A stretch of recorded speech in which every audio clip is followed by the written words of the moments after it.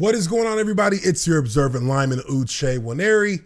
And of course, as always, make sure if you like this video, you hit the like button. Help this video get propped up on the YouTube algorithm. And if you haven't already subscribed, please consider becoming a subscribed member of the observant lineman, Uche Nwaneri. Now, I hope this is the last video I have to make on this. I don't really want to continue to make videos kind of pushing at the nexus of what I really believe to be just a situation that was handled very poorly by the University of Vanderbilt and how they handled having Sarah Fuller on as their kicker, their emergency kicker against Mizzou last week.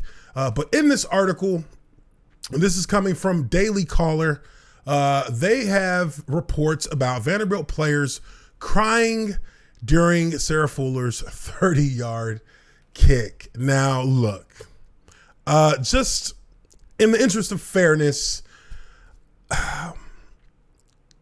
we all know that the kick wasn't the best kick in the world. We all know that it wasn't necessarily a kick that made any sense.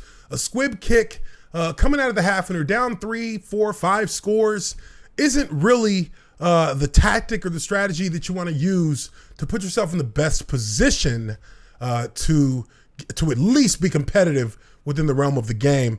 And, you know, really, I watched the video that was on the Home Depot's segment of game day, college game day.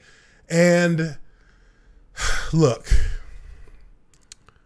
I don't think that there's a way that you can convince me the players were tearing up and crying about this woman being the kicker and kicking off to start their second half against Mizzou. Honestly, I find that hard to believe. I find that hard to believe for a couple of reasons.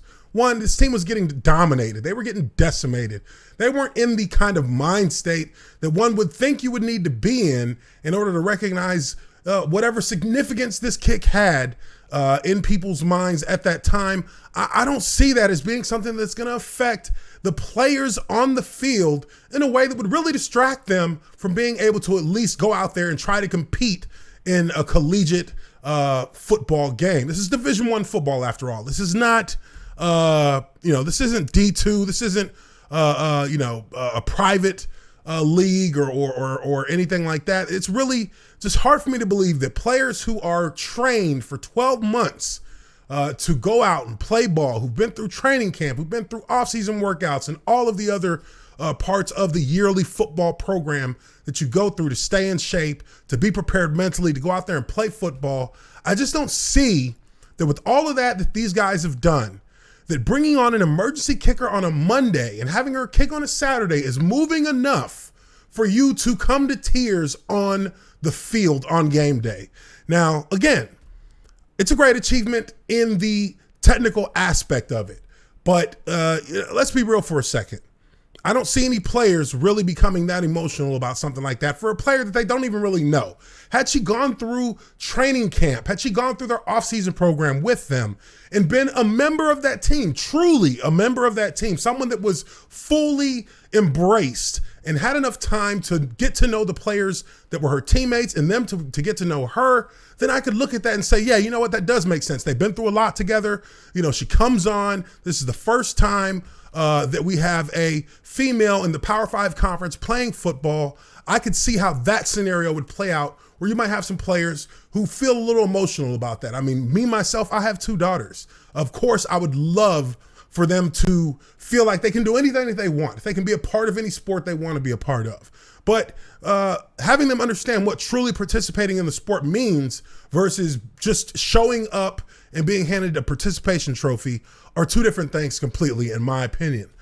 Now, with that, I'm not going to really go through the article because there's not much that they're going to say in this article that's going to really give you a perspective in the way that I've just given you. So to that extent, I think I would do a better job of explaining where the where just the kind of unbelievability of the entire situation is from somebody who's been in a locker room and understands how those bonds are built and how you can have an emotional moment on a football field because of the bonds that you've built together as players. But looking at this Twitter from the Home Depot college game day with that video there, I want to direct everyone's attention to these tweets right here. And let me zoom in just a little bit so that we can see it better. And this is, of course, a comment where someone says, insecure men commenting in 5, 4, 3, 2, 1. Well, here is my part of these comments. And again, this is me just trying to explain to a person how what they're saying really doesn't square with how everyone is perceiving the situation to have played out. I say, I don't think it's insecurity. It's really the fact that she didn't actually participate in the game in a meaningful way. It appeared to be staged. Now with players opting out of the season, it seems many players take issue with how much hype this is getting. Derek Mason, who was their head coach, also was fired the next day. So WTF, that's kind of the snowball and the avalanche rolled over him for not only having a bad season, but now we're looking at the kind of backlash that this entire event has had within the team, within the locker room, which is really what matters more than anything. He says, if it were a man, would anyone be upset over one kick? No, the outrage comes from no other reason than she's a woman. And I say, well, you have to understand something. One, squib kicks don't look like that. The ball does not flip end over end vertically in a squib. It makes the bounce too predictable. You know that ball is going to take a 1 or 2 hop before it bounces up in the air. Doesn't really lend itself well to a squib kick because that has a danger of going out of bounds. Secondly, you don't kick a squib when you're down 3 to 5 scores to start the second half. That kind of kick is for taking time off the clock.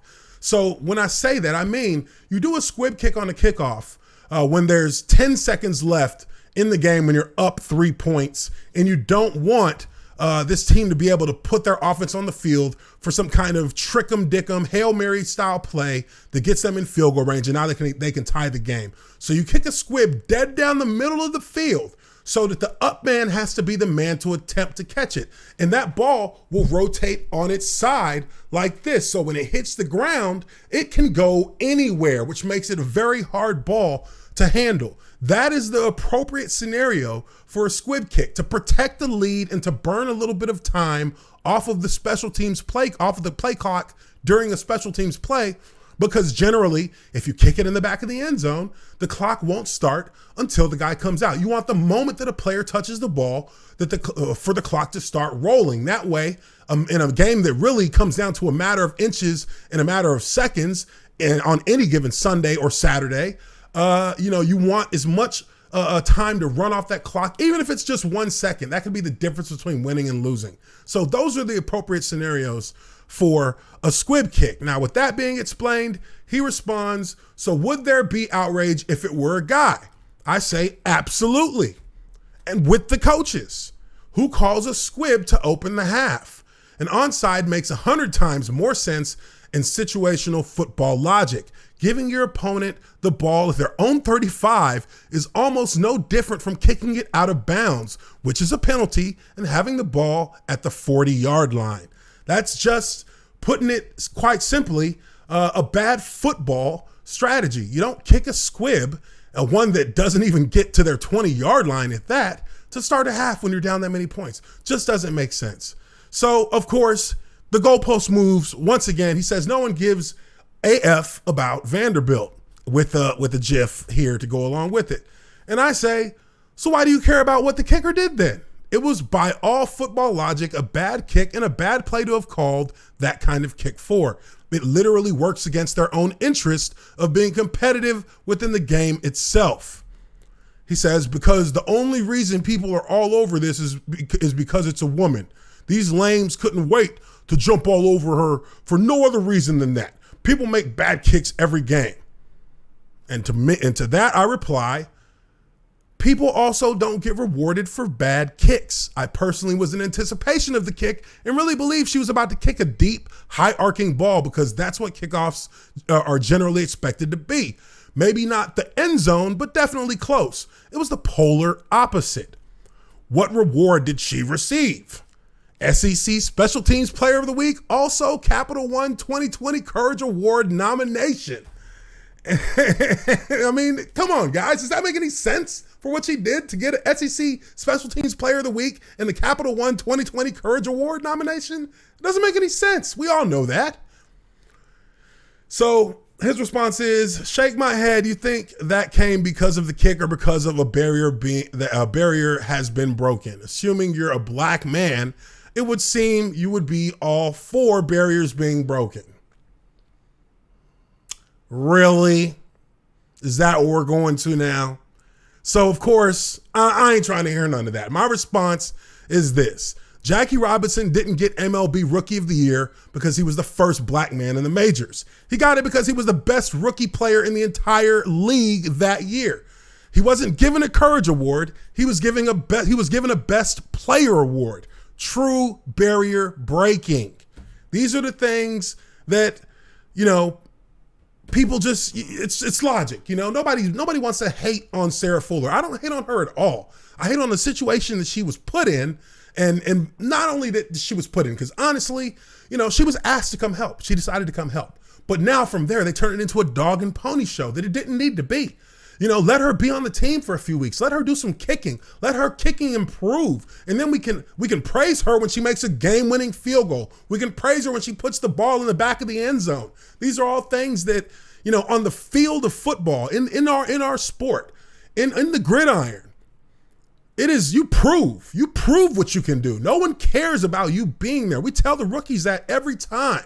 When they come from whatever college they got drafted from, when they make it into the NFL, they're told nobody cares what you did in college. Nobody cares what you did before you got here. We only care about what you do now that you are here. And you don't get preferential treatment because you were a great college player or because you were a good college player if you come onto this level and don't perform in the same manner of way.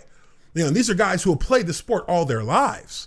So why would you expect for a football team to just all of a sudden flip its entire philosophy of hard work and exceptional performances? Why would we flip that on its head just because someone has become the first to do something? That doesn't make sense. Doesn't make sense. So, of course, to end the conversation, his response is, LOL, lol, how many years ago was this? Bruh, stop it. I mean, come on, dude. That doesn't even make any sense. That doesn't even make any sense. So, with all that being said, I really hope this is the last time I have to make a video on this. There are not going to be players crying about this woman being the first female kicker in the Power 5 football conference. She's not the first female collegiate football player to ever grace the field in the history of college football, just in the major conferences of the NCAA. And as it seems now, we may have seen her first and last kick for the season, because if they don't play against Georgia on December 19th, then Georgia's senior day is going to be ruined and Vanderbilt season will be over. So, you know, when it's all said and done, they made a mountain out of a molehill with how this was handled. A head coach lost his job, which is something that's kind of been forgotten in all of this. And now a football program that really has no real support from its university is at a crossroads. And I don't think that anything that this entire situation with Sarah Fuller, you know, and the way that it played out is going to really have a bearing on the future of the football program for Vanderbilt. But let me know what you guys think. Leave your comments down below in the comments section. I am your observant lineman, Uche Nwaneri. Appreciate you all very much for the amazing support you've been showing in my videos. And I will catch you all on the next one. Peace.